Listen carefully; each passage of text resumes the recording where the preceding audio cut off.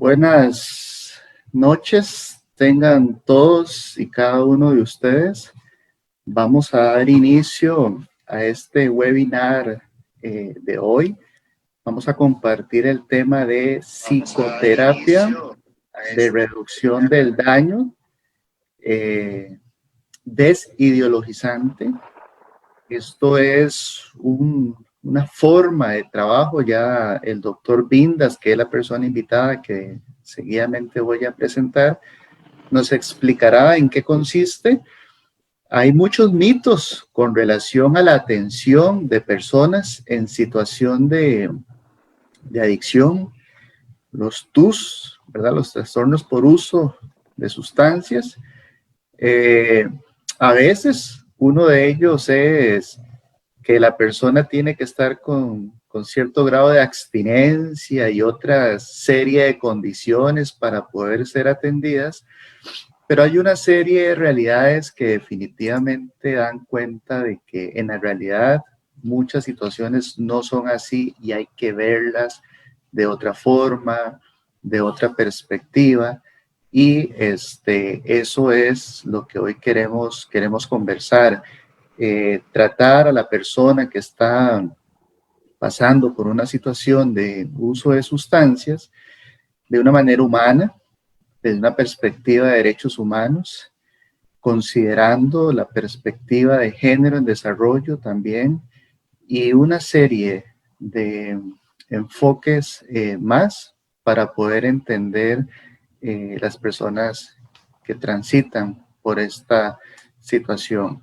Voy a presentarles al doctor Javier Vindas Acosta. El doctor Vindas fue ex director general del Instituto sobre Alcoholismo y Farmacodependencia.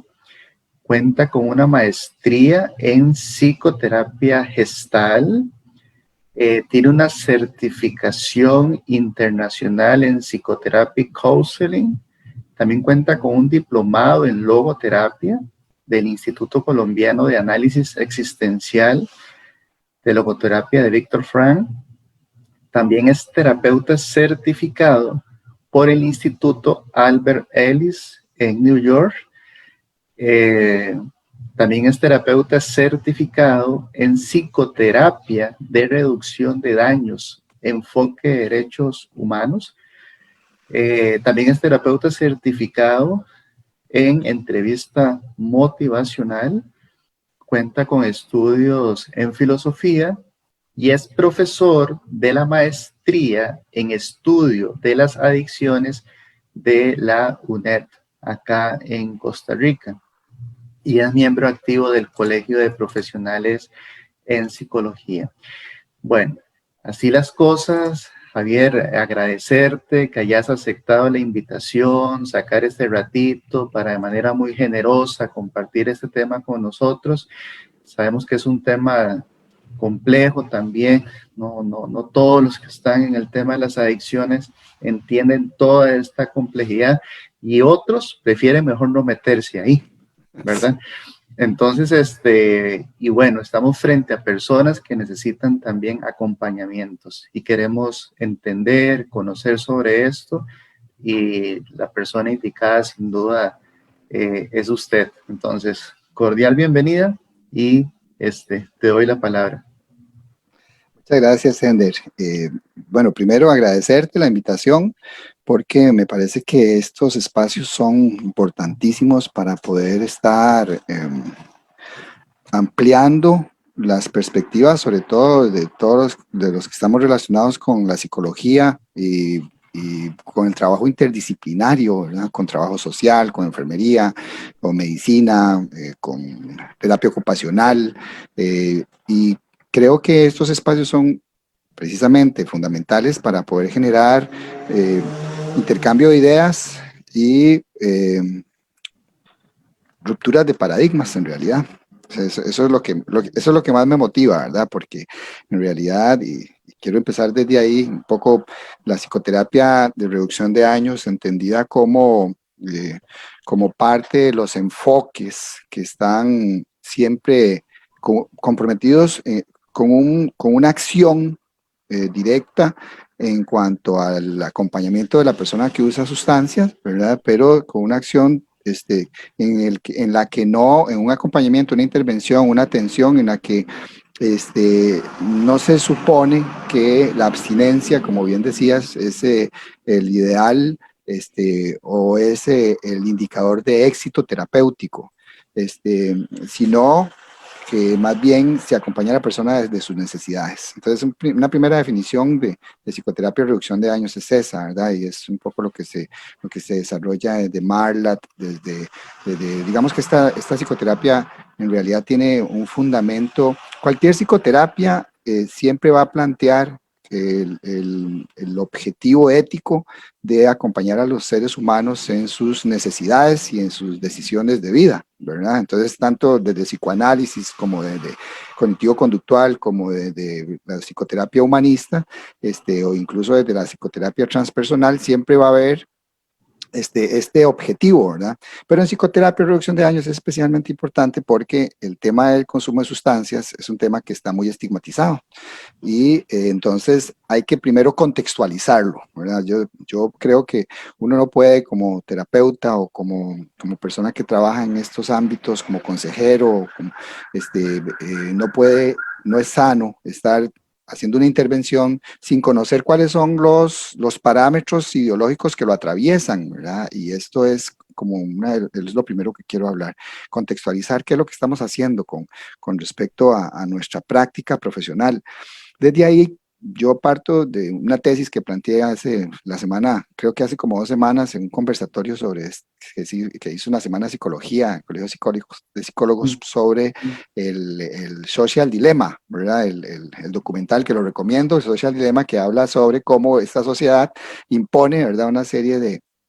De, mm, una serie de estereotipos alrededor del consumo, y que nos condicionan y determinan a todos. Entonces, una primera tesis es una tesis como epistemológica, psicosocial, optimista, ¿verdad? Porque en esto yo quiero ser optimista de que estas cosas van a ir cambiando con el tiempo, y que creo que para entender, ¿verdad? Cualquier fenómeno humano, siempre para entender cualquier fenómeno humano, es necesario contextualizarlo en los aspectos sociohistóricos, los aspectos ambientales, los aspectos políticos, económicos y culturales, y dentro de esos culturales, los aspectos étnicos, etarios, ¿verdad? Que condicionan la subjetividad del ser humano, porque la psicología es un trabajo sobre la subjetividad del ser humano. No es un trabajo sobre que se adapte o no se adapte, que eso es parte de las psicologías clásicas y academicistas, que cuando cumplen un rol de control social, se encargan de adaptar a las personas a lo que la sociedad espera. La psicoterapia de reducción de daños desideologizante no va en esa dirección, va en dirección de conectarse con las necesidades, con los intereses, con las metas, con la forma en que la persona quiere llevar su vida, siempre concentrados en acompañarlos en la toma de decisiones en salud, ¿verdad? Hacia la salud. Entonces, desde ahí, nosotros estamos en un contexto globalizado, eso es lo primero que tenemos que entender, ¿verdad? Este contexto globalizado es una sociedad que está regida por el capitalismo globalizado, por supuesto, por el modo de producción neoliberal, y que se ha internacionalizado. Y tiene como consecuencia la estandarización de las prácticas culturales y el debilitamiento de los estados-nación, ¿verdad? Ahí hay gente entrando, yo creo que yo puedo darle, ajá, ahí no te escucho, Sender. Yo les doy el ingreso. Ok, Tranquilo. todavía, así, no, bien. Entonces, dentro de esto, como decía Bauman, nos encontramos en un momento histórico en el que esta sociedad se convirtió en un acelere, en una sociedad líquida, le llama Bauman, una sociedad que se mueve a la velocidad del mercado, de los mercados y de los bancos internacionales y de los fondos, por supuesto, el Fondo Monetario Internacional, por ejemplo, como está Costa Rica en estos momentos condicionado desde los parámetros que vienen de afuera, ¿verdad?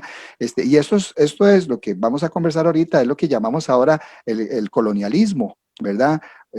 O que lo que Vignolo llama colonialidad, y eso tenemos que entenderlo muy bien, ¿verdad? Porque estamos en una circunstancia en la que estamos siendo condicionados desde fuera, lo que Bauman llama autoridad absentista. O sea, nos mandan, nos dominan desde los grandes centros de poder, y eso determina que copiemos las culturas eurocéntricas y estadounidenses, y que desde la psicología no nos concentremos en nuestras necesidades latinoamericanas.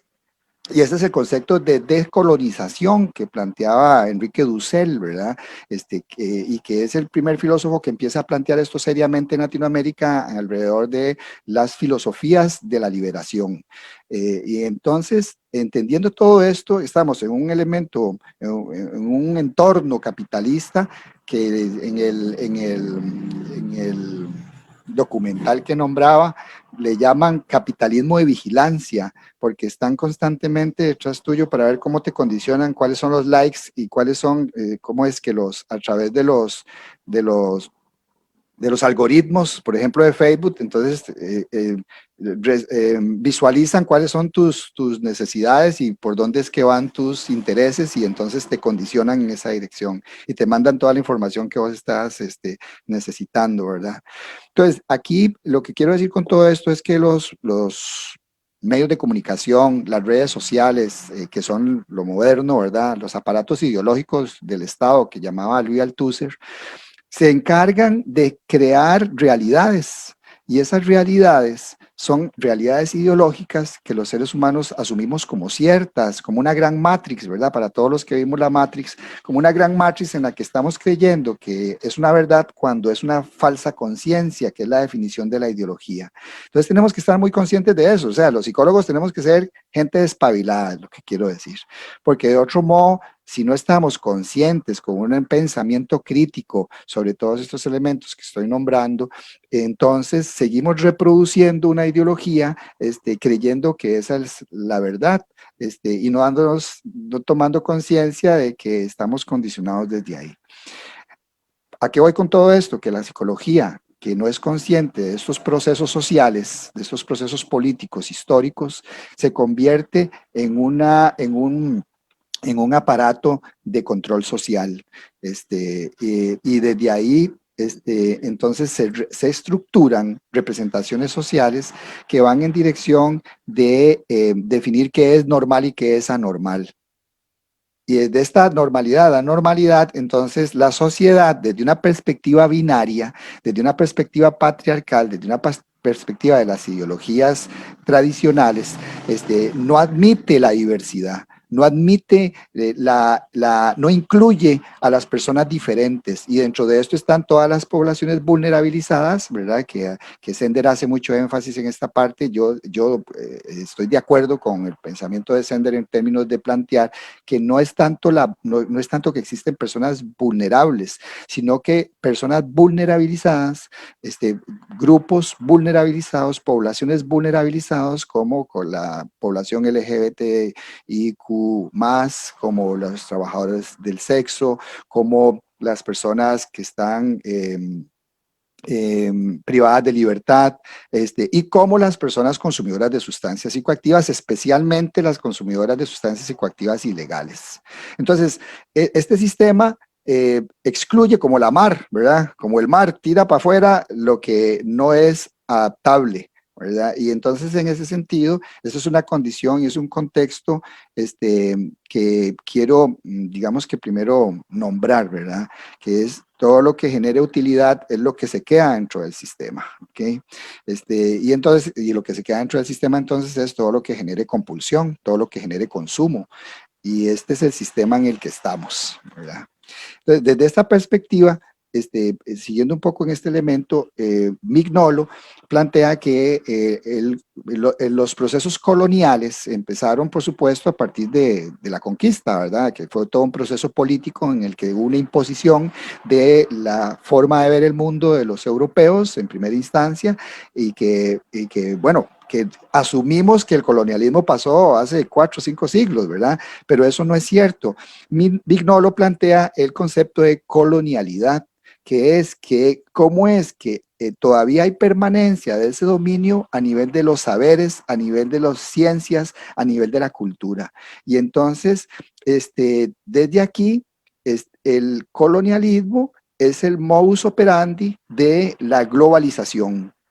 Y esta conexión es importantísima porque entonces venimos de lo macro a lo micro, ¿verdad? Vamos a terminar en el ser humano, pero un ser humano que vamos a ver diferente, ¿verdad? Porque necesitamos verlo de una manera realista. En ese sentido, entonces, se impone desde el colonialismo, desde la perspectiva de la globalización, de la visión estadounidense, se impone una forma de entender el mundo, ¿ok? Entonces, al entender esto, los pensadores latinoamericanos empezamos a plantear, o empiezan a plantear ya hace varias décadas, y por supuesto que ahora lo estamos siguiendo desde la psicoterapia, desde la psicología crítica latinoamericana, porque empieza en reflexiones filosóficas, sobre todo con Enrique Dussel y con Camilo Torres, empiezan todos estos planteamientos. Entonces hay una descolonización, lo que necesitamos es hacer una descolonización, y voy a esto porque la psicología necesita descolonizar. La psicología tiene que asumir esta dirección. De otro modo, vamos a estar al servicio de todas estas ideologías enajenantes. Entonces, la descolonización, al decir de Méndez, es que no depender de las epistemologías de la modernidad universal ni de sus problemas, porque tampoco los latinoamericanos no estamos para responder a los problemas los problemas del primer mundo. O sea, los problemas nuestros son totalmente diferentes a los problemas que puede tener una persona en Europa o los problemas que puede tener una persona en Estados Unidos, ¿verdad? Donde hay otro nivel de vida, aunque hayan poblaciones excluidas también. Entonces, desde esa perspectiva, la decolonizar o la decolonización es desmontar las estructuras de poder estatal, laboral, del control de la sexualidad, el control de las ideologías y de las formas binarias de ver el mundo, desde esta perspectiva normal a normal, como si no existieran otras, por ejemplo, otras formas de manifestación de la sexualidad y de manifestación del género, y otras formas de manifestación de relacionarse en el caso de las sustancias psicoactivas, por ejemplo, ¿verdad? En ese sentido, entonces, los saberes van en dirección de superar estos legados culturales. Ahí es donde viene Enrique Dussel y plantea que necesitamos trascender esta modernidad hacia un mundo transmoderno, un mundo transmoderno que sea una desconexión del eurocentrismo para responder desde otro lugar, porque la característica específica, como habla Boaventura de Sousa, las dos características específicas de Latinoamérica es la pluridiversidad, precisamente. La gran diversidad que hay en Latinoamérica y la amplitud de etnias, la amplitud de formas de ver el mundo que se asemeja a todos los postulados del deconstruccionismo. Pero Dussel plantea, vamos más allá del deconstruccionismo y vamos hacia valorar, validar la pluridiversidad de nuestros pueblos y la interculturalidad, que es el otro elemento característico de Latinoamérica. Entonces, desde ahí, ya casi llego a la psicoterapia, ¿verdad? Que lo que pasa es que necesito plantear todos estos elementos porque la psicoterapia está atravesada por todas estas ideologías. Y los psicólogos, los que hacemos un abordaje, las personas que consumen o usan sustancias psicoactivas, es sano entender todo esto que nos atraviesa para tomar decisiones si queremos seguir que esto nos siga atravesando, ¿verdad? Porque después de esto uno puede decir, bueno, no, está bien, muy bonito lo que dice Javier, pero yo voy a seguir haciendo lo que quiero hacer, ¿verdad? Que no me voy a hacer la vida tan a cuadritos, y es parte de lo que hay. Pero cada uno puede decidir lo que quiera hacer. Aquí yo les estoy planteando toda una propuesta de abordaje razonado y de ruptura, por supuesto, ¿verdad? Entonces, desde ahí, Dussel plantea un nuevo saber que sea crítico, emancipatorio y centrado en el sujeto, donde nos planteemos nuevos procesos de producción de conocimientos, porque resulta que la dependencia, al decir de Barrero, ¿verdad? Que es profesor de Sender y mío en un diplomado que estamos llevando en estos momentos, Edgar Barrero, psicólogo político colombiano, plantea que la dependencia se sostiene en la medida en que no hagamos investigación centrada en nuestras realidades. Porque entonces, si yo sigo repitiendo todos los planteamientos de Marlad alrededor de la prevención de recaídas, que son muy importantes, pero no estamos haciendo investigaciones alrededor de la prevención de recaídas en las personas consumidoras latinoamericanas, y no vemos, por ejemplo, variaciones como la siguiente: las personas en Europa, las personas usuarias de sustancias psicoactivas en Europa y en Estados Unidos tienen altos índices de consumo de heroína, altos índices de consumo de opioides. En Costa Rica esa no es la realidad.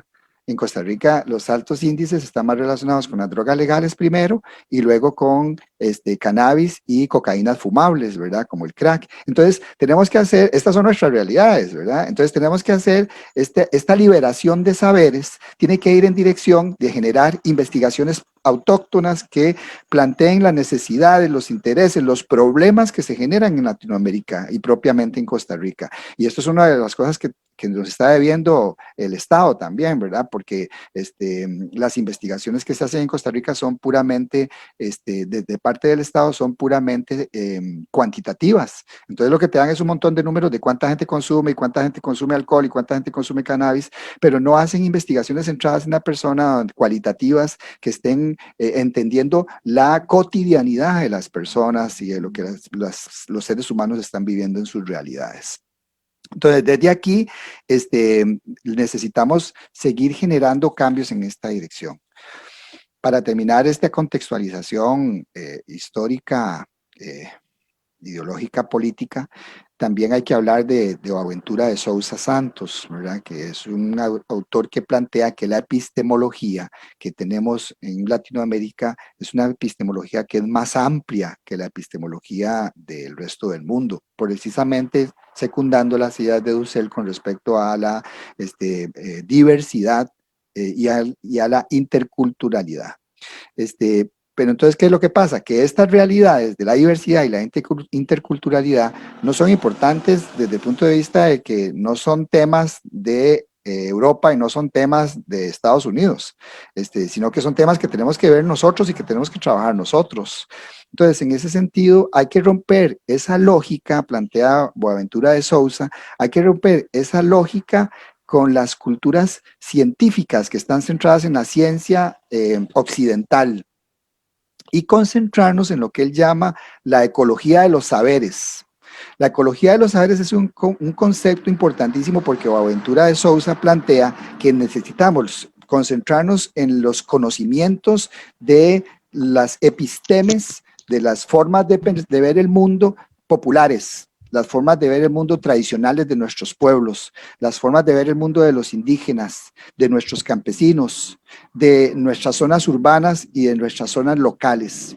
Y que todo esto es importante que esté concentrado en el tema de entender qué es lo que sucede con las realidades de nuestras colectividades, porque esta es una de las debilidades también que tiene la psicología latinoamericana, que se concentra, que ya el Martín Baró la señaló, ¿verdad? Y que ahora precisamente, pues esto es lo que se plantea más desde el pensamiento de la liberación y la descolonización. Esto lo lee adecuadamente Ignacio Martín Baró cuando plantea la psicología de la liberación. Y esto lo planteo igual porque estas son las raíces de donde estamos haciendo toda esta integración con la psicoterapia de reducción de daños que nace en Norteamérica, a partir de Marlad y Tatarsky, hacemos una integración con las propuestas de la psicología crítica latinoamericana, que Ignacio Martín Baró es uno de sus principales proponentes, ¿verdad? ¿Cómo estoy de tiempo, Sender? ¿Cuánto me queda? Estoy con... No te escucho. ¿Cómo? Te quedan 15 minutos. 15 minutos para que entremos a la reducción del daño, cómo entender y en el tema de adicciones. Bien, entonces dentro de esto, básicamente, Martín Baró lo que plantea es que la psicología latinoamericana tiene una copia cientista, un mimetismo cientista, y que entonces lo que nos ocupamos es precisamente de estar copiando todo lo que hacen los grandes clásicos, y que hay una carencia de una epistemología, y hay un énfasis en lo individual dejando de lado las colectividades. Pero sobre todo, Martín Baró plantea que las las tareas del psicólogo latinoamericano tienen que ver con una recuperación de la memoria histórica, con una desideologización del sentido común, que es el mensaje y el concepto que nos traemos hacia la psicoterapia de reducción de daños, en términos de entender cuál es la construcción social, entender que el tema de los estigmas y el tema de los estereotipos que están alrededor del consumo de sustancias es una construcción social y que de ahí es de donde tenemos que trabajar. Y una potencialización de las virtudes de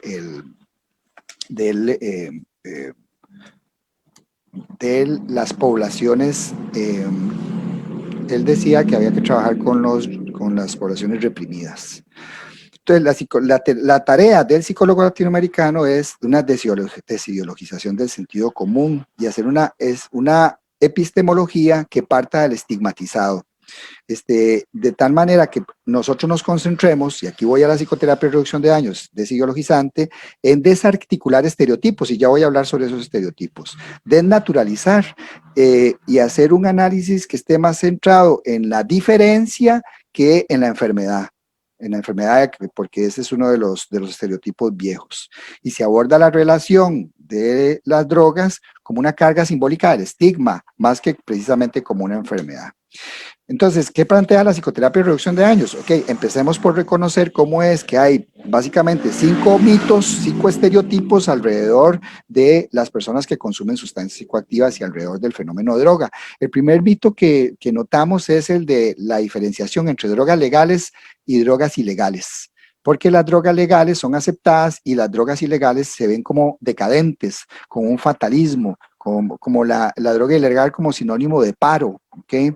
Y entonces, pero resulta que si usted pregunta y ve las estadísticas cuantitativas, las drogas que matan más gente y que hacen más daño, las que generan más problemas de salud pública son el alcohol y el tabaco, ¿verdad? Y sin embargo, las que están más demonizadas son las drogas ilegales.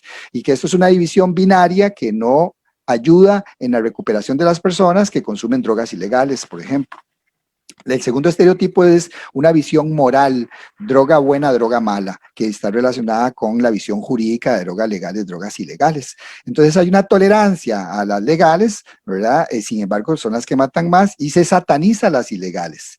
Entonces, en esta cultura de la normalidad hay una adhesión a normas que donde usted se ve como una persona adaptada, como una persona sana cuando usted consume alcohol, por ejemplo, o cuando consume tabaco, ¿verdad? Cuando el tabaco mata más gente que cualquier otra droga, ¿verdad? Entonces, dentro de esto siempre va a haber, si usted consume una droga ilegal, siempre va a haber una discriminación, una violentación a sus derechos humanos, porque hay una carga simbólica alrededor del consumo de las sustancias, sobre todo de las sustancias ilegales, una carga simbólica que está relacionada con debilidad, con verlo como un fracasado, con verlo como una persona excéntrica, peligrosa, ¿verdad? Y aquí es donde Miller y Rolnick, de la entrevista motivacional, plantean esto como una trampa de la culpa, ¿verdad? Que es echarle la responsabilidad de la persona echarle la responsabilidad a la persona como si tuviera la culpa de sus elecciones. El tercer estereotipo a desmontar es que es una enfermedad progresiva, incurable y mortal, que afecta a la persona en 3 dimensiones, mentalmente, físicamente y espiritualmente. Entonces, aquí cuando estamos planteando de que es una enfermedad, entonces hay una tendencia a homogenizar a las personas y creer que todos los consumidores son iguales, cuando en realidad existen personas que consumen de manera ocasional, otras que consumen de manera perjudicial y otras que consumen como síndrome de dependencia. Y entonces no podemos decir que el que consume de manera ocasional y que se toma 3 tragos cada 15 días es una persona adicta, ni tampoco podemos decir que una persona que se fuma un cigarrillo de cannabis una vez cada semana es una persona adicta. Entonces, este concepto de enfermedad tiende a homogenizar a todos los que consumen y eso es lo que Miller y Rolnick desde la entrevista motivacional llamaban la trampa del etiquetaje, que es etiquetar a la gente, ¿verdad? Directamente y a estereotiparla. Y ya también hace énfasis en una personalidad adicta, cuando ya sabemos que no existe una personalidad adicta. Normalmente desde este modelo de enfermedad se define la gente como al adicto o al consumidor como egocéntrico, pues centrado en la negación, que hay que confrontarlo para botar esa coraza que tiene defensas, y que es una persona que pierde el control y que no puede aprender a controlarse. Y aquí hay una noción de una persona recortada, inestable, efímera, ¿verdad? Otro de los estereotipos a desmontar es el cuarto es el de la abstinencia, creer que la abstinencia es la única meta aceptable y la tarea central de la terapia. Entonces, se cree que la persona debe aceptar la abstinencia para poder accesar a los tratamientos, y esto es una violentación de los derechos humanos precisamente, ¿verdad? Porque parte de las cosas que hay que cambiar es que se le condiciona. Por ejemplo, yo tuve la experiencia en el IAFA de que se le condicionaba a una persona para darle terapia psicológica, se le condicionaba a tener un mes de abstinencia. Evidentemente en mi gestión eso lo cambiamos, ¿verdad? Y dichosamente ese cambio quedó ahí. Pero esa visión tradicional todavía permea a todos los profesionales, precisamente las prácticas profesionales, la praxis profesional está permeada por toda esta visión tradicional. Y entonces, incluso si usted no tiene abstinencia, lo desligan de los tratamientos, lo desligan de los seguimientos, no le dan seguimiento si usted no mantiene abstinencia, ¿verdad? No le dan tratamiento si no la para. Así se le dicen los profesionales en psicología, los profesionales en psiquiatría, le condicionan a una persona el tratamiento solo si la para, solo si deja de consumir. Y esta es la trampa del énfasis prematuro desde Miller y Ronig de la entrevista motivacional, que es creer erróneamente que solo si paran van a lograr un éxito. Y lo que nos dice, bueno, el siguiente estereotipo es que la recaída es la norma, no la excepción. Y entonces, y que la recaída depende mucho de que la persona tenga una motivación intrínseca, más que una motivación extrínseca, más que haya presión desde lo exterior hacia que la persona cambie. Y el quinto estereotipo es creer que la recaída es un fracaso, ¿verdad? Porque la visión tradicional tiene una visión de que la recuperación es algo lineal, cuando en realidad Prochaska y Clemente probaron que básicamente solo el 5% de las personas que intentan un proceso de recuperación logran mantenerse en ese intento de recuperación durante más de 6 meses. La mayoría recae. La mayoría hace, dentro de las etapas del cambio que descubrieron Prochaska y Clemente, la mayoría recae entre 2 y 4 veces en el proceso de ensayos y errores hasta lograr manejarse en una dirección de mantener la abstinencia de manera prolongada, ¿verdad? Entonces, desde aquí es importante hablar que la psicoterapia de reducción de daño se concentra en trabajar estos estereotipos básicos en la psicoterapia grupal y en la psicoterapia individual. ¿Okay? Entonces, ¿en qué nos concentramos? Dicho todo esto, ¿verdad? Toda esta sombrilla de razonamientos ideológicos y de rupturas epistemológicas, entonces nos centramos en las necesidades que la persona tiene. Okay, las necesidades que la persona tiene, y entonces, sobre todo la psicoterapia de reducción de daños, y estos ya son planteamientos de Andrew Tatarsky, que es el generador, el sistematizador de la psicoterapia de reducción de daños, que es maestro mío, ¿verdad? Y que planteó que hay que honrar la diversidad. La psicoterapia de reducción de daños honra la diversidad.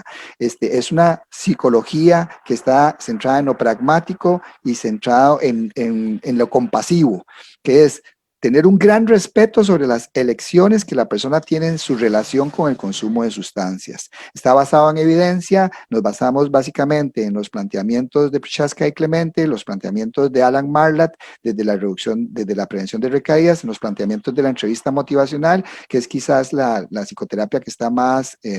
que es la técnica que tiene mayor evidencia científica, vos puedes hacer psicoterapia de reducción de daños desde cualquier enfoque psicológico tradicional, ¿verdad? Solamente que si hay una recomendación que los enfoques psicológicos intrapsíquicos que vienen desde el psicoanálisis se manejen después de que la persona logre una estabilidad, ya sea en su decisión de abstinencia o en su decisión de mantener un consumo regulado, ¿verdad? Porque entonces los acompañamientos que hacemos desde la psicoterapia de reducción de daños es acompañar a la persona según sus decisiones. Entonces, una de las cosas que uno pregunta es, bueno, ¿qué es lo que usted quiere hacer en su relación con las sustancias psicoactivas? Entonces, y la mayoría siempre dicen, quiero tratar de controlarla. ¿Okay? Entonces, yo voy a seguir el ritmo siempre de la persona, porque yo me ubico, Marla decía que teníamos que ubicarnos donde la persona estaba. Y donde la persona estaba es reconocer si está en precontemplación, contemplación, determinación o acción, o si está en mantenimiento. Y entonces yo tengo que hacer un primer screening, una primera valoración diagnóstica, motivacional, y saber dónde está la persona y cuál es la ganancia que la persona está viendo en el cambio, porque si llegó a terapia, ya sea porque está necesitando alguna ganancia o porque lo están empujando. Esa es otra cosa, ¿verdad? El 90%, casi que el 95% de las personas que llegan a psicoterapia normalmente están presionadas por la familia, por el trabajo o por la ley. ¿Okay? Entonces ese es otro elemento que uno tiene que saber. Y entonces muchas veces los psicoterapeutas estamos esperando que la persona venga en acción y el chavalo viene en precontemplación. Y entonces él está mal porque no sabemos leerlo, está mal porque no está en acción donde yo espero que venga. Todos esperamos que venga, que venga con una disposición al cambio, sin saber leer estos elementos de motivación al cambio.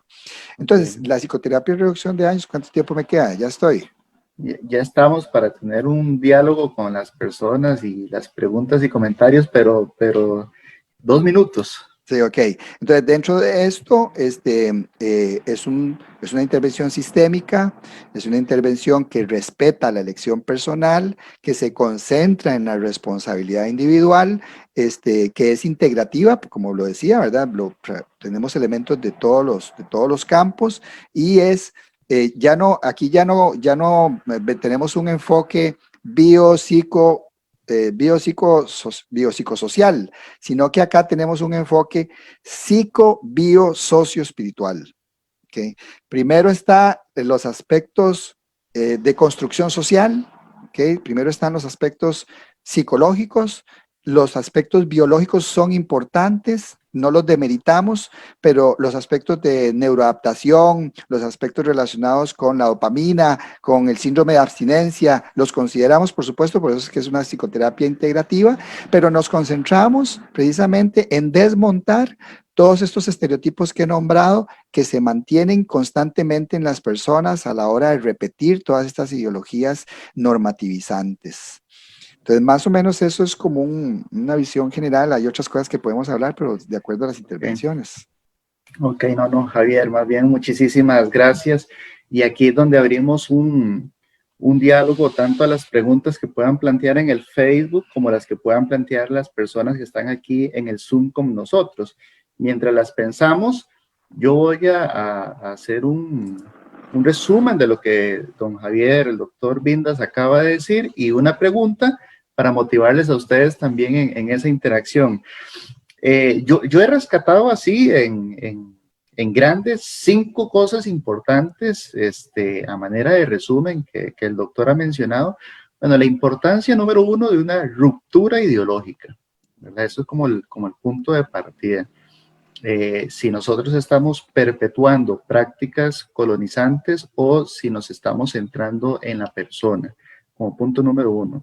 Como punto número 2, una ruptura epistemológica, ¿verdad? ¿Qué es estar frente a un sujeto, frente a una persona en adicción, ¿verdad? ¿Cómo me posiciono yo frente a eso? Bueno, entonces ya don Javier nos mencionaba 5 mitos asociados a ese tema entre las drogas legales, ilegales, las buenas y las malas, si es una enfermedad irremediable, ¿verdad? El tema de que tiene que estar en abstinencia para que se pueda tratar y que la recaída es parte del proceso, es decir, eso está garantizado, la recaída está garantizada. Lo tercero que yo estoy recabando acá es que la reducción del daño tiene un énfasis en la persona, ¿verdad? El énfasis está en la persona y sus necesidades, es un sistema terapéutico integrador, integrativo, sistémico, y incluye hace como un cambio en el orden, ¿verdad? No es bio inicialmente, sino psicoso, ¿verdad? E incluye el tema también de la espiritualidad. Y en medio de toda esta conversación, estos 5 puntos que Javier nos acaba de mencionar y asociado a estos 5 mitos, nos ha hablado constantemente de la entrevista motivacional. Y eso es importante, ¿verdad? Porque muchas veces quienes buscan ayuda para la persona son las familias y vienen con expectativa de que la persona ya no consuma más. Y cuando tenemos una visión de reducción del daño, el abordaje es diferente. El tema es cómo manejar, ¿verdad? Esa expectativa con la familia, porque la familia no entiende inicialmente, salvo después del proceso educativo, sobre las etapas de la entrevista motivacional, ¿verdad? Que una persona a veces viene en una etapa precontemplativa, sabe que eso le hace daño y demás, pero todavía no siente una consecuencia y todo bien, más bien disfruta eso. Digo yo, ¿para qué voy a dejar eso si la estoy pasando de lo mejor, ¿verdad? Pero ese anclaje, expectativa familia versus necesidades de la persona desde la reducción del daño, ¿cómo articular esto? Y ahí voy motivando a las personas a que hagan sus preguntas y alcen la mano si quieren abrir micrófono y demás. Entonces, esta primera pregunta y luego le damos la mano a Marco Antonio que ya la levantó. Ok, ¿podrías repetirme la pregunta, Sender, para ubicarme ahí? Yo he visto en la práctica que es la familia muchas veces la que busca la ayuda y no necesariamente la persona. Y además de eso, la familia no tiene esta comprensión inicialmente sobre las etapas de motivación, ¿verdad? Tal vez está en una etapa precontemplativa donde no tiene el mayor deseo en ese instante, ¿verdad? De querer dejar la sustancia, ¿verdad? Esa articulación con la familia, ¿verdad? Cómo trabajar este tema con la familia cuando estamos centrados en las necesidades de las personas y la familia tiene una expectativa más de urgencia, más de emergencia, ¿verdad? Claro, es importante, muy importante ese punto que tocas, Sender, porque precisamente hay que trabajar con la familia. Nada más voy a hacer un comentario, porque ahí algo que dijiste que no logré decirlo antes, que es muy importante, que es desde esta visión psicosocial, más que biosocial o biopsicosocial, ¿verdad?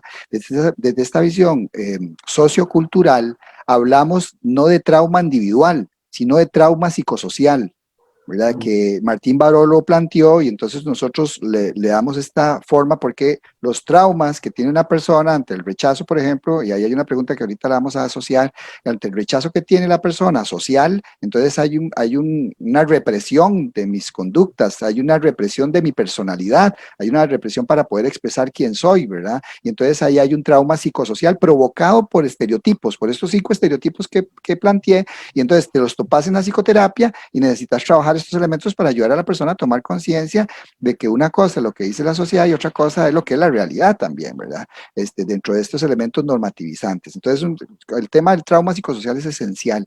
Con respecto a la familia es sumamente importante porque precisamente la familia es lo que, digamos, la familia es lo que, ¿cómo decirlo? Althusser planteaba que los aparatos ideológicos del Estado eran los medios de comunicación, la religión, la educación y la familia. Entonces, la familia es de donde aprendes todos estos estereotipos, precisamente. Esto le pasa, por ejemplo, es muy característico en las poblaciones LGBT, ¿verdad? Uno de los temas de la población LGBT es que los familiares terminan sacándolos de la casa, ¿verdad? Por exclusión, por no ser normales, ¿verdad? Entonces, con las personas consumidoras de sustancias sucede lo mismo, ¿verdad? Si la familia no entiende todo esto que estamos hablando, entonces la familia reproduce todos los enfoques tradicionales basados en que drogas legales y ilegales, y entonces te toleran más si estás consumiendo alcohol a que si estás consumiendo cannabis, te demonizan si estás consumiendo cannabis, ¿verdad? O cuando estás en recuperación están exigiéndote que estés solamente en abstinencia, o si tenés recaída te caen encima como si fuera un fracaso. Entonces, este tipo de reproducciones también la genera la familia. Entonces, es muy importante trabajar con la familia, porque la familia hace reproducciones ideologizantes también. Y hace reproducciones de conductas facilitadoras también, que no permiten que la persona se responsabilice de su relación con la sustancia, que eso es otra cosa, que hay un hilo muy fino, ¿verdad? Hay un equilibrio que hay que tener, porque a la familia hay que ayudarla a entender estos mitos también. Hay que ayudarla a Sí, entender que la persona va a cambiar en la medida en que esté convencida del cambio, que es lo que nos enseñaron claro, Prochaska y Clemente. claro. La gente cambia por presión social, pero ese cambio es igual que el castigo físico, ¿verdad? La gente cambia, pero eso no garantiza que el castigo, que la conducta va a cambiar permanentemente, sino que cambia un rato y después vuelve a lo mismo. Entonces, cuando la persona por presión cambia, pero no está convencida, normalmente es una dirección a la recaída de los patrones anteriores de consumo. Entonces, es muy importante trabajar los elementos de codependencia con la familia, los elementos controladores, los roles que asumen de salvadores, perseguidores y víctimas en su relación con la persona que consume sustancias. Ujú, Y esto le pasa, ojo qué importante, le pasa a la mamá, le pasa al papá, le pasa a la esposa, le pasa a la novia y le pasa al profesional. ¿Okay? El profesional que no entiende esto sigue repitiendo todos estos elementos en sus relaciones terapéuticas y eso es mala praxis, ¿verdad? Porque terminas presionando, bueno, por ejemplo, es mala praxis decirle a una persona que no la atiendo si no para de consumir, ¿verdad? Y eso es parte de los aspectos éticos que Ignacio Dobles retoma del trauma psicosocial y el compromiso que tenemos con el cambio social y con los más marginados, que son estas poblaciones. Y ni se diga las poblaciones en situación de calle, ¿verdad? Ni se diga ujú. de las personas LGBT que consumen sustancias, o las trabajadoras del sexo que consumen sustancias, o los privados de libertad que consumen sustancias. O sea, es una Ujú, acumulación de estigmas que afectan. claro, Entonces, yo tengo como un esquema con la familia, que es precisamente primero reconocer cuál es la posición que tienen ante el consumo. Si es una posición tradicional o si es una posición de mayor tolerancia.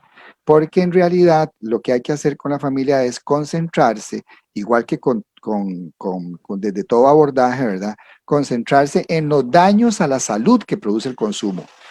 El enfoque de reducción de daños no se centra en el enfoque jurídico, si es legal o es ilegal, ni tampoco se centra en el enfoque moral, si es bueno o malo, ¿verdad? Sino que se centra en los daños a la salud y en los daños a la salud pública. Entonces, estamos hablando de que valoramos los casos, las personas, desde las consecuencias negativas que el consumo tiene en sus vidas, desde el malestar o afectación física, desde el desempeño y desaprobación social, desde la estabilidad económica, desde las pérdidas financieras, desde el equilibrio emocional mental que la persona tenga en su relación con la sustancia, desde las relaciones de familia, eso también es importante, desde el rendimiento académico, por ejemplo. Entonces vean que valoramos la relación con la sustancia desde esos aspectos y esto hay que enseñárselo a la familia también. Porque entonces uno claro. pregunta, te voy a poner un ejemplo. Por ejemplo, un muchacho que tiene una semana de consumir cannabis. La familia llega y la primera reacción que uno se topa en la consulta es que se están imaginando, llegan súper angustiadas, ¿verdad? Las mamás, los papás, porque se están imaginando que ese chico va a terminar en el caño. Entonces están catastrofizando, decimos en TREC, ¿verdad? Y eso no necesariamente es cierto. Entonces hay que darles una dimensión específica de que ese muchacho tiene un consumo ocasional y que sí hay un riesgo de que desarrolle un síndrome de dependencia, pero un riesgo no significa que lo va a desarrollar. Y eso viene de los modelos tradicionales, que dicen que la persona que prueba se vuelve adicta, ¿verdad? Ok. Eso no es cierto, ¿verdad? Bueno, Javier, yo te quiero agradecer muchísimo el que hayas sacado el tiempo para compartir este tema con nosotros, tanto aquí en los mensajes como en el Face. Hay muchas expresiones elogiantes hacia la propuesta, hacia tu trabajo, hacia la claridad con que expones este tema que es un tema de resistencia en el sentido Sí, de que se resiste a un sistema y genera anticuerpos y sin embargo has permanecido con la firmeza académica, investigativa y pragmática de que esto es necesario. Esta otra forma de entender a las personas desde la doctrina de derechos humanos, desde un trato humanizante y desde las necesidades de las personas, un énfasis centrado en la persona. Quiero agradecer a cada persona que ha permanecido aquí en el Zoom, que ha permanecido en el Facebook Live, de recordarles que en el YouTube del Centro de Psicología y Desarrollo Humano en los próximos días vamos a subir la ponencia un poco más editada, centrada en el contenido, que es lo que siempre siempre hacemos para que le saquen el mayor provecho, el tema de las preguntas también. Y estamos haciendo esto cada mes, ¿verdad? Cada mes estamos teniendo un webinar. Por este año, este es el último. Retomamos en enero, ¿verdad? En nuestro Facebook los estamos publicando y en nuestro Instagram. De nuevo, Javier, felicitarte, agradecerte. Estamos a tus órdenes también en lo que podamos colaborar con todas tus iniciativas. Cuenta con nosotros, no tanto desde la claridad comprensiva que tienes, pero sí desde un acompañamiento y estar y aprender de vos más bien. Entonces, bien, con esto quedamos oficialmente despedidos y muchísimas gracias. Muchas gracias a todos.